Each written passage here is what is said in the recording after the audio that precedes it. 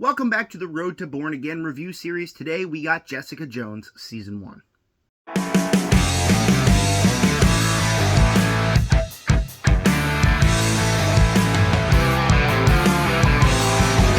Now, just a little recap, I am reviewing all of the Marvel Netflix television series before Born Again comes out. We are not going to have the series done by the time Born Again comes out because it comes out in a month and a week.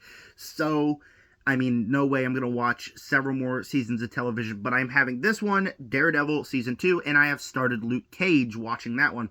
So stay tuned for those reviews, and I plan to have Defenders, Iron Fist, The Punisher Season 1, and Daredevil Season 3 hopefully out. I might have to cut out Iron Fist and Punisher. Maybe. I'm going to try to keep Punisher in there. But we're still going to finish the review series after Born Again comes out, so stay tuned for all that. We're still going to have reviews of all of the seasons. Today, we have Jessica Jones Season 1. Now, going into the season, I had no idea what I would think about it, because I do love myself a good murder mystery, but overall, I didn't really know anything about it. I don't know anything about the character. I don't know anything about the plot. All I know is I saw Daredevil. I was like, yeah, that was good. I have a review out on the channel. Go check that one out. But I really didn't know what I would think of this show. If it would be my thing. Before I tell you if it was my thing or not, please go ahead and subscribe. That'd mean a lot to me. And hit the like button, hit the bell so you never miss another video in the Road to Born Again review series. And comment down below what is your opinions on Jessica Jones Season 1. I would love to know all that and more. And stay tuned later this week. Probably Monday or Tuesday, I'll have the Daredevil Season 2 review out. And with that said, Jessica Jones Season 1 was very surprising to me. It was 100% my thing. I really, really liked Jessica Jones Season 1. I do think it's better than Daredevil Season 1. This was a show that I had no idea what I'd think about it, and I ended up being very surprised with it. I was invested in the mystery of it. I loved the characters here. The action sequences were great, and I do think it manages that 13-episode runtime better than the Daredevil Season 1 did. So starting with the positives here, let's start with the cast. Krysten Ritter obviously is awesome. I mean, I've always loved Krysten Ritter, and she just absolutely owns this role. She is phenomenal in here. Now, I don't think the characters in the show are as strong as Daredevil Season 1's characters, but the cast here is really good, specifically Krysten Ritter. Erin Mortuary, I hope I'm saying your last name right. She was in The Boys as Starlight, and she was just a side character in the show, and I think she's pretty good. Rachel Taylor as Trish, I think is very good. But the big standout to me is David Tennant as Kilgrave. I think he was the biggest standout, and one of the reasons why this season worked so much for me. Let's talk about the characters here. Jessica Jones, obviously played by Krysten Ritter, has a great character. She's sarcastic, she's funny, she's great. But the big character I love here was Kilgrave. And the reason why he works as such a great villain is that he doesn't want world domination. He's not trying to take over Hell's Kitchen or anything. What he is trying to do is be a rapist. And you know how easy it is to hate rapists? It's very easy. Very, very easy.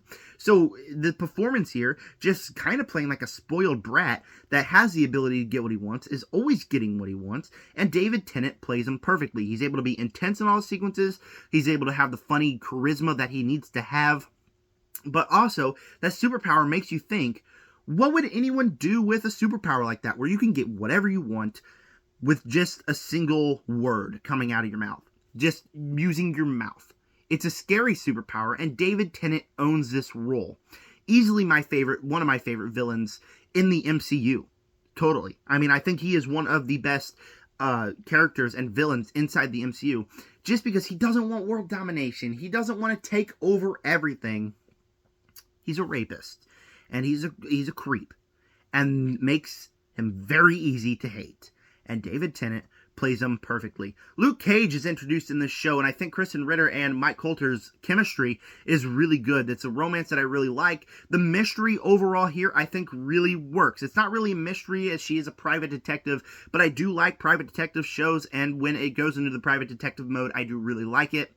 Obviously, we have the chemistry between Krysten Ritter and Luke Coulter, Jessica Jones and Luke Cage, and the story of what the backstory is here.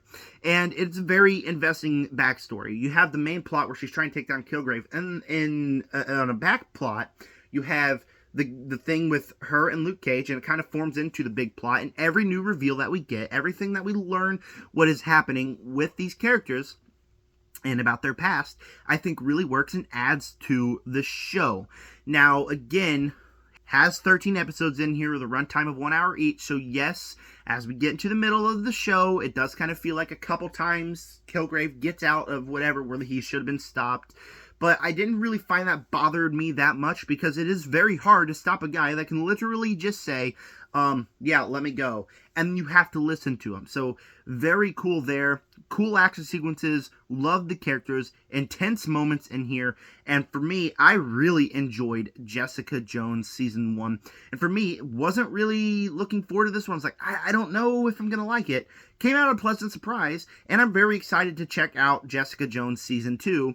Just because of how much I like these characters. And the villain of David Tennant carries for me.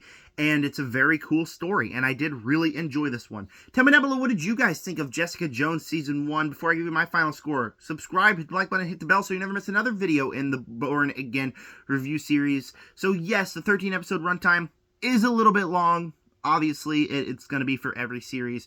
But I was able to stay invested in the show because of the performances, the villain, and just wanting to see him get taken down.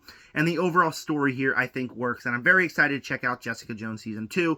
That's why Jessica Jones Season 1 is going to get an A from me. Stay tuned for a Daredevil Season 2 review coming very soon. Companion spoiler review as well. That is the video coming out tomorrow. And then I'm also seeing Dogman tomorrow, so I think I'm going to do a double feature tomorrow. And with that said, thank you guys for clicking on this video.